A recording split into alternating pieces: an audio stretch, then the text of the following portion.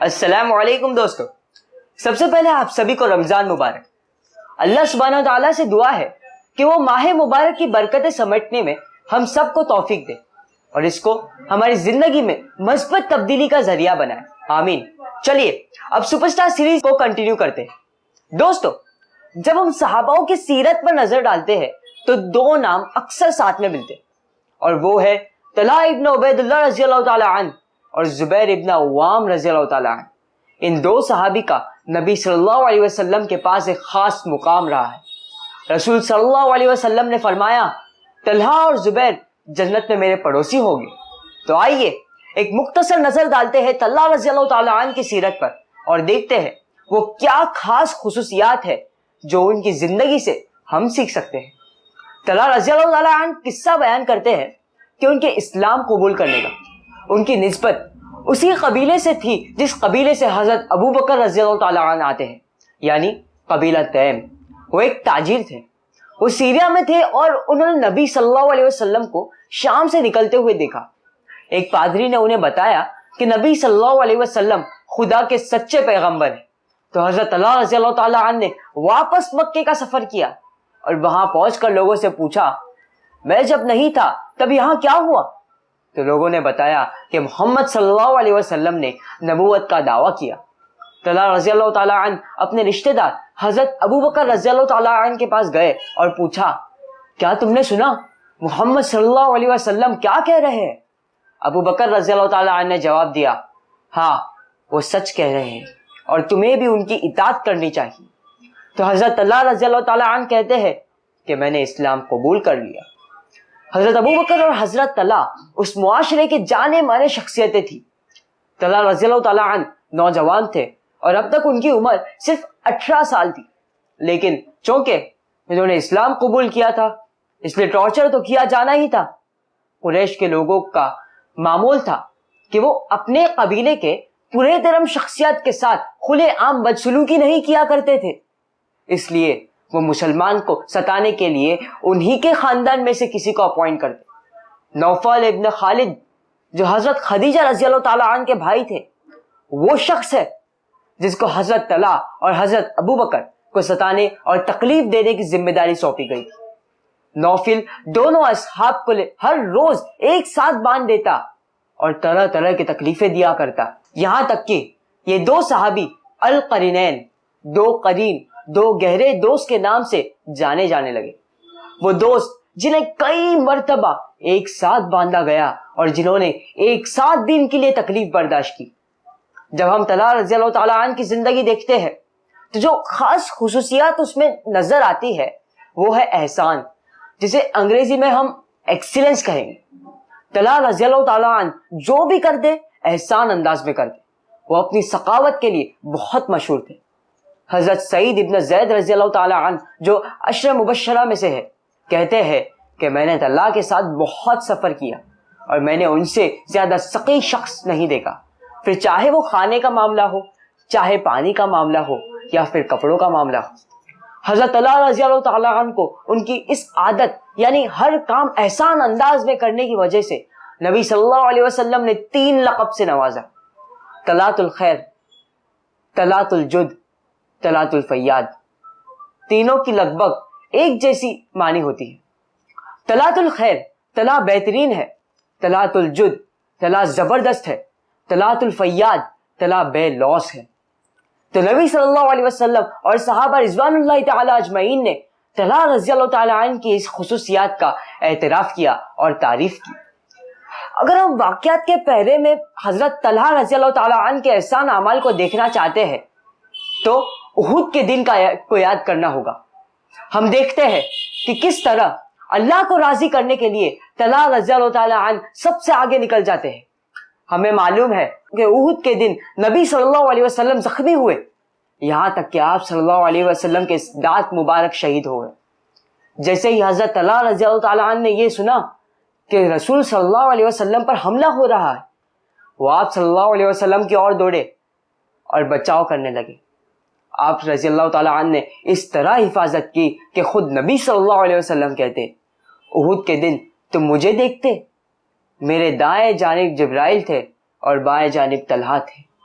حقیقتاً جب نبی صلی اللہ علیہ وسلم پر حملہ ہوا اور ایک تیر آپ صلی اللہ علیہ وسلم پر داغا گیا تو حضرت طلحہ رضی اللہ تعالیٰ عنہ نے اپنا ہاتھ آگے کیا اور وہ تیر آپ رضی اللہ تعالیٰ عنہ کے ہاتھ پہ لگا، جس کی وجہ سے ان کا ہاتھ پیرالائز ہو گیا۔ طلحہ رضی اللہ تعالیٰ عنہ کی بیٹی کہتی ہے کہ اس روز ان کے والد کے جسم پر 24 زخم لگے۔ اس حالت میں ہونے کے باوجود طلحہ رضی اللہ تعالیٰ عنہ نے نبی صلی اللہ علیہ وسلم کو اپنے دوسرے کندھے پر اٹھایا اور وہاں سے نکل کر محفوظ جگہ لے گئے۔ وہاں پہنچ کر آپ صلی اللہ علیہ وسلم کو لیٹایا اور بے ہوش ہو گئے کیونکہ بہت سارا خون ان کے جسم سے بہہ چکا تھا۔ ابو بکر رضی اللہ تعالیٰ عنہ اور سعد رضی اللہ تعالیٰ عنہ کہتے ہیں کہ جب ہم نبی صلی اللہ علیہ وسلم کی طرف دوڑے تو آپ صلی اللہ علیہ وسلم نے ہمیں طلحہ رضی اللہ تعالیٰ عنہ کے پاس جانے کو کہا۔ رسول صلی اللہ علیہ وسلم وہاں بیٹھے طلحہ رضی اللہ تعالیٰ عنہ کی طرف دیکھ رہے تھے، ان کی کوششوں کی تعریف کر رہے تھے، اور پھر ایک خاص بات کہی کہ اگر کوئی شہید کو دیکھنا چاہتا ہے، ایک زندہ اور چلتا پھرتا شہید، تو وہ طلحہ کو دیکھے۔ سبحان اللہ، طلحہ رضی اللہ تعالیٰ عنہ کے پہلے بھی لقب تھے اور پھر یہ ایک نئے لقب سے نوازا گیا، زندہ شہید۔ ابو بکر رضی اللہ تعالیٰ عنہ کہتے ہیں کہ احد کا دن طلحہ کا دن تھا کیونکہ اس دن انہوں نے بے مثال قربانیاں دی۔ طلحہ رضی اللہ تعالیٰ عنہ ہر جنگ میں نبی صلی اللہ علیہ وسلم کے ساتھ موجود رہے سوائے ایک جنگ، وہ تھی جنگ بدر، کیونکہ اس وقت وہ سعید ابن زید رضی اللہ تعالیٰ عنہ کے ساتھ ملک شام کے دورے پر تھے۔ ان کے واپس آنے تک جنگ ختم ہو چکی تھی۔ آنے کے بعد آپ رضی اللہ تعالیٰ عنہ نے نبی صلی اللہ علیہ وسلم سے پوچھا، یا رسول اللہ صلی اللہ علیہ وسلم، کیا مجھے بھی اجر ملے گا؟ آپ صلی اللہ علیہ وسلم نے جواب دیا، ہاں تمہارے لیے بھی اجر ہے۔ لیکن دیکھیے، طلحہ رضی اللہ تعالیٰ عنہ صرف مال غنیمت کے بارے میں نہیں سوچ رہے تھے، طلحہ ہمیشہ احسان کرنا چاہتے تھے، وہ کچھ اور ہی سوچ رہے تھے۔ پھر انہوں نے نبی صلی اللہ علیہ وسلم سے پوچھا، یا رسول اللہ صلی اللہ علیہ وسلم، اور میرا آخرت کا حصہ؟ نبی صلی اللہ علیہ وسلم نے جواب دیا، وہاں بھی تمہارے لیے اجر ہے۔ دیکھا آپ نے کیا سوچ تھی طلحہ رضی اللہ تعالیٰ عنہ کی؟ صرف مال غنیمت کی فکر نہ تھی، بلکہ اصل فکر رضا الہی کی تھی۔ جب بھی نبی صلی اللہ علیہ وسلم نے کسی چیز کے لیے آواز لگائی تو جواب دینے میں طلحہ رضی اللہ تعالیٰ عنہ ہمیشہ آگے آگے نظر آتے، چاہے پھر وہ صدقے دینے کی بات ہو یا کوئی اور بات ہو۔ طلحہ رضی اللہ تعالیٰ عنہ ہمیشہ احسان انداز میں اللہ اور اس کے رسول کی رضا حاصل کرنے کے لیے گوشہ رہتے۔ حضرت عثمان رضی اللہ تعالیٰ عنہ کی جب شہادت ہوئی تو طلحہ رضی اللہ تعالیٰ عنہ موجود تھے۔ وہ عثمان رضی اللہ تعالیٰ عنہ سے بے حد محبت کرتے تھے۔ جب عثمان رضی اللہ تعالیٰ عنہ کے گھر کا محاصرہ کیا گیا تو انہوں نے اپنے بیٹے محمد کو پہرا دینے کے لیے بھیجا۔ حضرت عثمان رضی اللہ تعالیٰ عنہ کے قتل کے بعد طلحہ رضی اللہ تعالیٰ عنہ ماں عائشہ رضی اللہ تعالیٰ کی فوج میں تھے۔ ان کا مطالبہ تھا کہ قصاص لیا جائے۔ عائشہ، طلحہ اور زبیر رضوان اللہ تعالیٰ اجمعین نے حضرت علی رضی اللہ تعالیٰ عنہ سے ملاقات کی اور کچھ باتیں رضامندی سے طے ہوئی، مگر جیسا کہ ہم جانتے ہیں عبداللہ ابن سبہ نے حضرت عائشہ اور حضرت علی دونوں کے خیموں پر حملہ کروایا، جس کی وجہ سے جنگ ہوئی۔ حالانکہ حضرت عائشہ، حضرت علی اور دوسرے صحابہ رضوان اللہ تعالیٰ اجمعین نہیں چاہتے تھے کہ جنگ ہو، لیکن چونکہ دونوں پر حملہ ہوا اس لیے یہ حادثہ پیش آیا۔ طلحہ رضی اللہ تعالیٰ عنہ وہاں حضرت عثمان رضی اللہ تعالیٰ عنہ کے لیے تھے۔ یہ بھی ان کا احسان ہی تھا کہ انہوں نے اللہ سے دعا کی کہ یا اللہ، عثمان کے لیے مجھ سے قربانی لیجئے جب تک آپ راضی نہ ہو جائے۔ اسی دن طلحہ رضی اللہ تعالیٰ عنہ شہید ہوئے۔ جب حضرت علی رضی اللہ تعالیٰ عنہ وہاں پہنچے تو انہوں نے طلحہ رضی اللہ تعالیٰ عنہ کے چہرے پر ہاتھ پھیرا اور رونے لگے، پھر پیشانی کا بوسہ لیا اور کہا، میں اللہ سے دعا گو ہوں کہ وہ مجھے اور آپ کو ان لوگوں میں شامل کرے جن کے بارے میں اللہ سبحانہ وتعالیٰ فرماتے ہیں، ان کے دلوں میں جو تھوڑی بہت کھوٹ کپٹ ہوگی اسے ہم نکال دیں گے، وہ آپس میں بھائی بھائی بن کر آمنے سامنے تختوں پر بیٹھیں گے۔ تو ایسے تھے حضرت طلحہ رضی اللہ تعالیٰ عنہ جو رضا الہی کے لیے ہمیشہ ایک قدم آگے رہتے۔ جو ہر کام کو احسان انداز میں کرنے کی عادی تھے. ہمیں بھی اپنا جائزہ لینے کی ضرورت ہے کہ جب ہم صدقہ کرتے ہیں یا کوئی اور کام کرتے ہیں تو کیا وہ احسان انداز میں اس سے کرتے ہیں یا بس ایسے ہی لگے بندے انداز میں.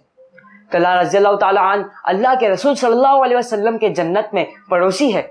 اسی کو مد نظر رکھتے ہوئے ہم اللہ سبحانہ وتعالیٰ سے دعا کرتے ہیں کہ وہ ہمیں جنت الفردوس میں حضرت طلحہ رضی اللہ تعالیٰ عنہ کا پڑوسی بنائے. اللہم آمین. انشاءاللہ اگلے ہفتے ایک نئے ویڈیو کے ساتھ آپ کے سامنے حاضر ہوں گی.